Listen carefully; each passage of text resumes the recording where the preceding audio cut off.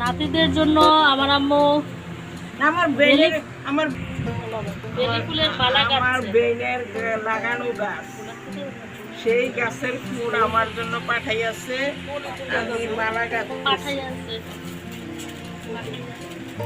কত ফুল অলরেডি, আপনারা মনে করবেন না যে এই কয়টাই ফুল, আরো যে কোথায় ম্যাজিক আছে এখনই দেখাচ্ছি। নিচে বেড়ে রয়েছে। ঘুরো, পুরোপুরি পুরোপুরি, আরো আরো, এবার এদিক দিয়ে ঘুরো।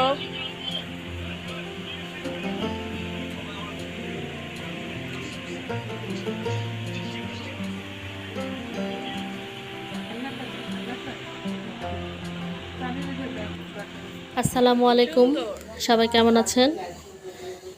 অবিরাম বৃষ্টি ঝরছে, আর এই তো আম্মুর ছোট বেআইন আম্মুর জন্য আমার ছোট বোনের কাছে দিয়ে দিয়েছে বেলি ফুল। আন্টির খুব সুন্দর ফুলের বাগান আছে, শুধু ফুলই না সবজি বাগানও আছে।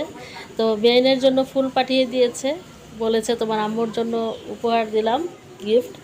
তো আম্মু এতটাই খুশি হয়েছে, মানে ভাষায় প্রকাশ করার মতো না। আর ফুলগুলো এত সুন্দর, বেলি ফুলের ঘ্রাণ।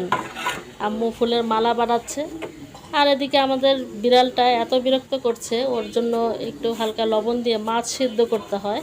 এটা হচ্ছে এই কি বলবো, সুরমা মাছ। মানে এই মাছটা বিড়ালটা খুব পছন্দ করে।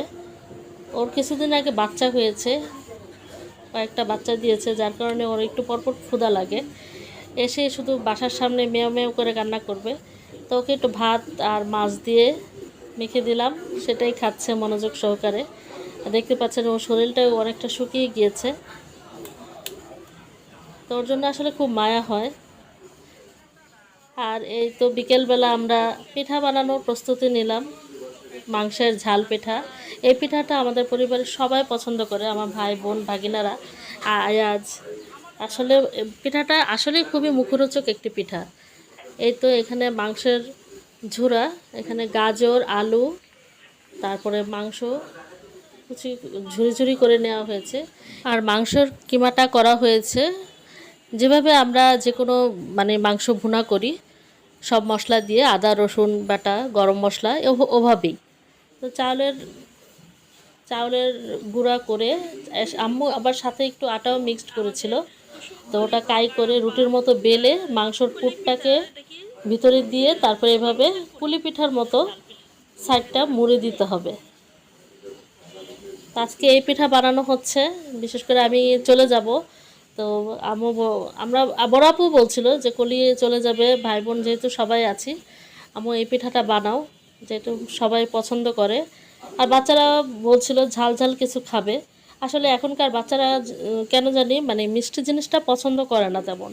আমরা যেমন আগে আম্মু হাতে কাটা সেমাই দিয়ে সেমাই রান্না করতো, তারপর পায়েস, গুড়ের তৈরি বিভিন্ন পিঠা আমরা খুব মজা করে খেতাম। কিন্তু এখনকার বাচ্চারা মিষ্টি জাতীয় জিনিস খুব কমই পছন্দ করে, ওরা একটু ঝাল ঝাল খেতে চায়। যেমন পাস্তা, বার্গার, তারপর পিৎজা, এই ধরনের ঝাল পিঠা, চিকেন ফ্রাই, ফ্রেঞ্চ ফ্রাই, এই আর কি। এগুলো মানে বেশি ঝালও না, ফ্রাই ভাজা জিনিসটাই বেশি পছন্দ করে। আসলে যুগের সাথে সব কিছুই মনে হচ্ছে বাচ্চারাও পরিবর্তন হয়ে যাচ্ছে। আর এই তো দেখুন পুলি পিঠার মতো এটাকে খুব সুন্দর করে এই যে এভাবে মুড়ে দিতে হবে সাইডগুলো, যাতে ভিতরে যে পুরটা দেওয়া হয়েছে ওটা যেন না বের হয়ে যায়। আর রুটিটা গোল করে বেলে এভাবে পুলি পিঠার মতো বানানো হচ্ছে, আবার গোলাকৃতির মতো বানানো হচ্ছে, যে যে এরকম শেপ দিতে পারেন। মোট কথা হচ্ছে পুরটা যেন ভিতর থেকে না বের হয়, তাহলেই হবে। আর এটা খেতে কিন্তু খুবই খুবই মজা। এই দুর্দান্ত স্বাদের পিঠাটি আশা করব আপনারাও খুব পছন্দ করবেন, বানিয়ে খাবেন বাসায়। আর যারা এই পিঠাটা আগে থেকেই পারেন তাদেরকে তো আর বলার অপেক্ষা রাখেন না, তারা তো জানে আসলেই পিঠাটা খুবই মজা। এটা মাছ, মাংস, সব যে কোনো মুরগির মাংস কিংবা গরু, সব কিছু দিয়ে, যে কোনো মাংস দিয়ে করা যায়। ভাইয়া হচ্ছে কেমন লাগছে?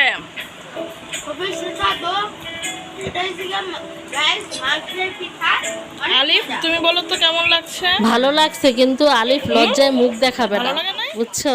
বেশি মজা তো আগে আগে খেয়ে ফেলতেছে।